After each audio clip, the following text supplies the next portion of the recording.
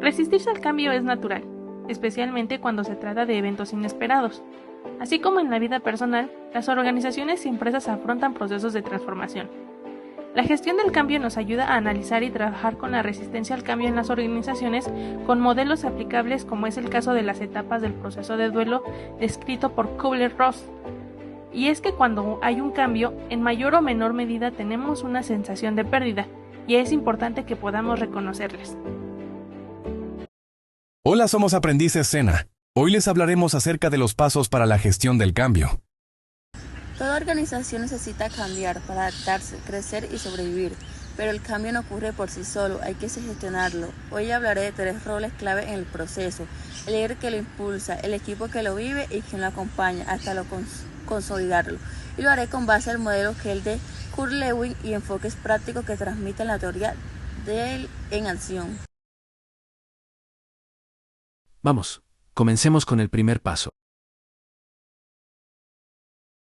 El cambio comienza con una decisión, pero no cualquier decisión, una que nace de la conciencia, de que algo debe transformarse. Según Kurt Lewin, el primer paso es descongelar lo establecido. Tú como líder debes cuestionar el estado actual, mostrar por qué ya no funciona y generar urgencia.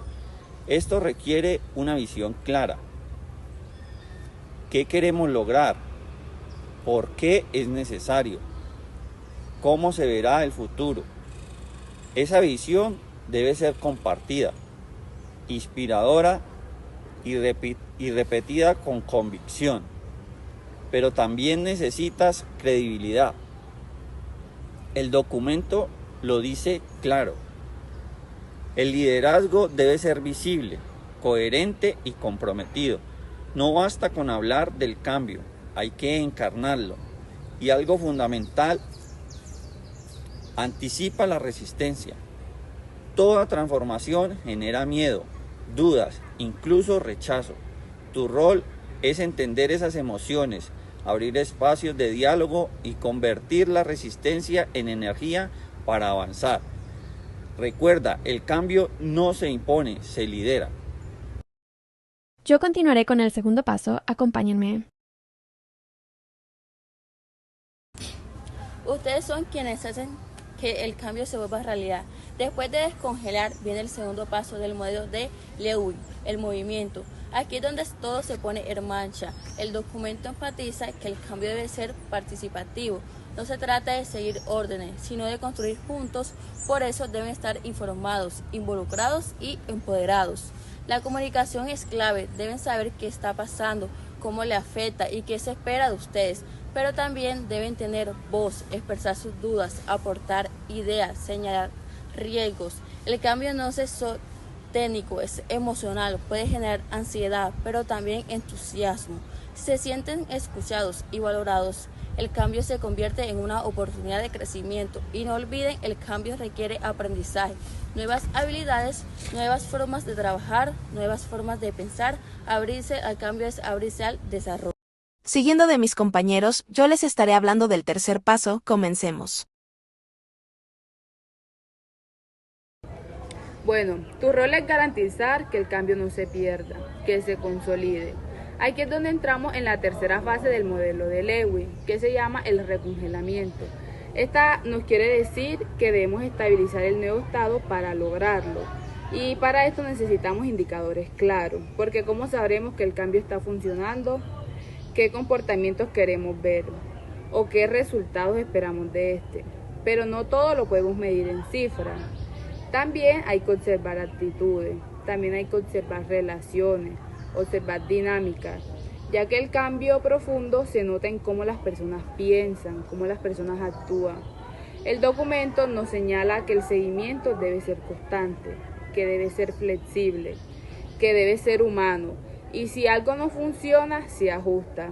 Si algo nos genera entusiasmo, se refuerza.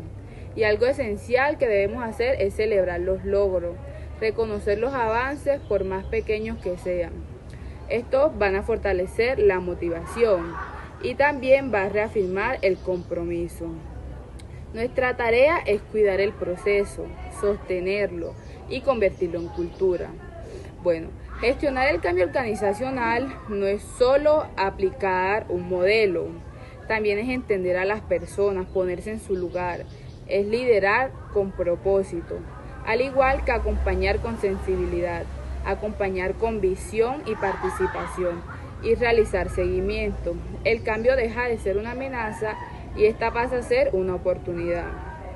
Como nos dice el documento, el cambio es inevitable, pero su éxito depende de cómo se gestione o cómo lo gestionemos. Continuamos con el cambio organizacional. 1. Introducción. Tu conceptos del cambio organizacional. 3. Fuerzas que impulsan el cambio. 4. Tipos de cambio. Bueno, como ustedes muy bien saben, lo único que permanece constante es el cambio. Según la RAE, cambio es la acción o efecto de cambiar. No debe verse como un hecho aislado, sino como un proceso continuo, lento, interactivo y multifactorial. Las organizaciones se enfrentan a un entorno político, económico, social y cultural en constante transformación. El factor humano es decisivo para lograr la transición e implementación del cambio. Concepto de cambio organizacional. Es el proceso de transición de lo viejo a lo nuevo, en estructuras de procesos y actitudes. No afecta solo a técnico, sino también a las personas que deben adaptarse.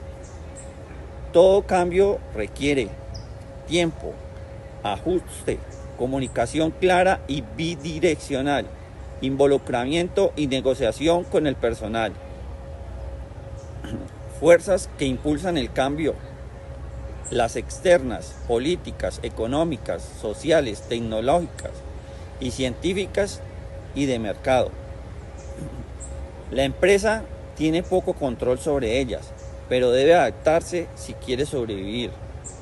Internas, cambios en objetivos, políticas administrativas, actitudes de empleados o cultura organizacional. Ambas fuerzas están interrelacionadas, lo que hace que el cambio sea complejo. Para entender cómo es que la resistencia se presenta a lo largo de un proceso de cambio, debemos conocer las etapas. Negación. No nos gusta que las cosas cambien, aunque digamos lo contrario.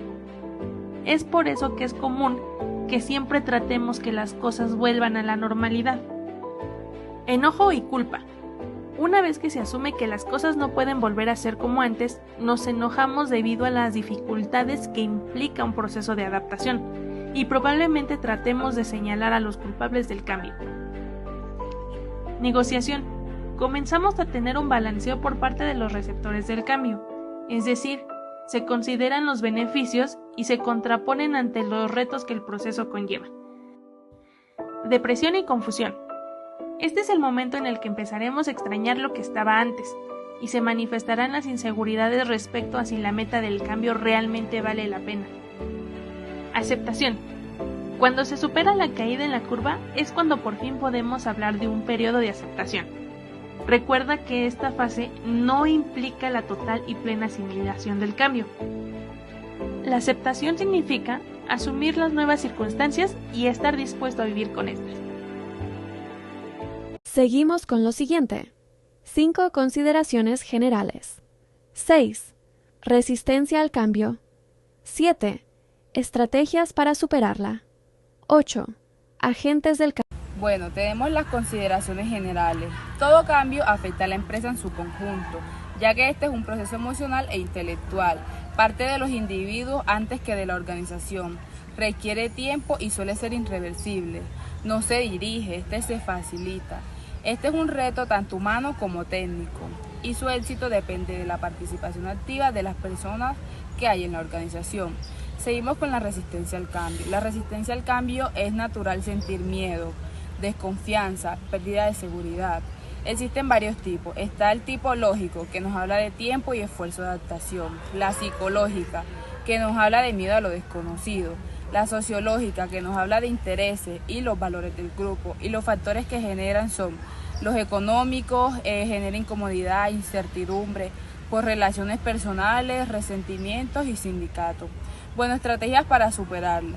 Tenemos la educación y la comunicación, porque podemos sensibilizar y capacitar, también a través de la participación.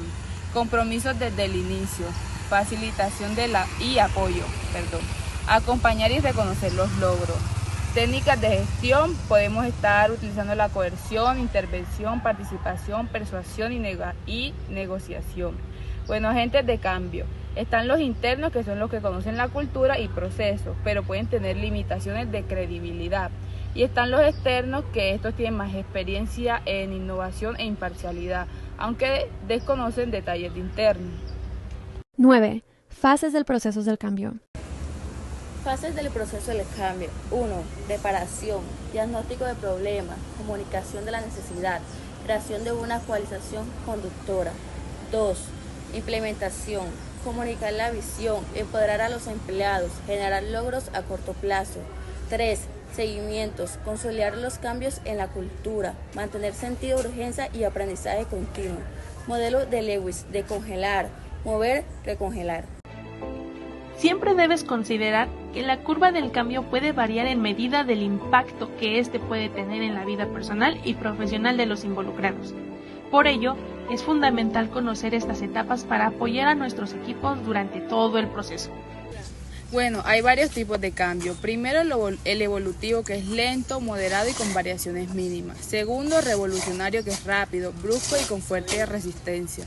El tercero es el sistemático, que es sin prisa pero constante, analizando cada paso y corrigiendo los errores. Este es el que más se recomienda utilizar. Bueno, como hemos visto, el cambio organizacional implica retos, tanto fuerzas externas como internas, resistencia y la necesidad de estrategias claras. Pero más allá de los modelos y de las fases, lo que realmente marca la diferencia es el compromiso de las personas. Ningún cambio será exitoso si no hay trabajo en equipo, si no hay confianza y apoyo mutuo entre los miembros de la organización. Y para ilustrarlo, quiero compartirles un ejemplo de la naturaleza. Pero antes de eso, el éxito del cambio organizacional no solo depende de la tecnología ni de las estrategias, sobre todo de las personas. La comunicación, la participación y el liderazgo, compartirlos son esenciales. Un ejemplo claro es la metáfora de los gansos, cuando vuelan en formación de V. Estos logran llegar más lejos porque cada uno aporta esfuerzo del grupo, se turna en el liderazgo y se apoya mutuamente y nunca dejan atrás a su compañero que se debilita. Así debe ser el cambio de una organización, un proceso donde todos los miembros se apoyen, compartan responsabilidades y avancen juntos hacia la meta. Con una empresa que se niega a cambiar en un mundo que evoluciona todos los días. La única certeza es que todo cambia todo el tiempo, en especial en un mundo que evoluciona a pasos acelerados tanto en el ámbito tecnológico como en la manera en la que interactuamos con nuestro entorno y, por supuesto, entre nosotros mismos. Si una empresa quiere mantenerse vigente en esa carrera de competitividad, debe emprender iniciativas. Debe cambiar en sincronía con el mundo. Para ello último es la gestión del cambio, que se vale de diversas técnicas y estrategias para guiarlo efectivamente, y de las cuales te compartiremos uno de los modelos más ampliamente reconocidos entre los profesionales. John Kotter es considerado uno de los grandes gurús en tema de liderazgo y gestión de proyectos de cambio, y que definió una estrategia de 8 pasos para abordar este proceso en las organizaciones. 1. Crear sentido de urgencia. Se trata de exponer la necesidad de cambio para generar convencimiento ante la importancia de emprender una iniciativa. 2. Formar una coalición, identificando a los líderes que pueden impulsar, motivar e influenciar la idea ante los involucrados. 3. Crear visión para el cambio. Consiste en definir con claridad las circunstancias a las cuales se pretende llegar. 4. Comunicar la visión.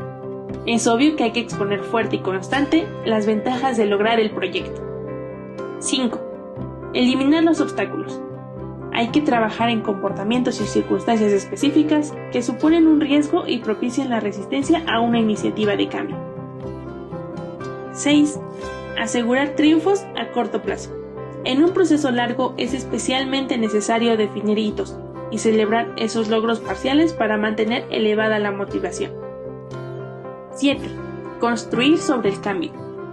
Hay que buscar y trabajar constantemente esas áreas de oportunidad aprovechando la inercia que el proceso ha generado.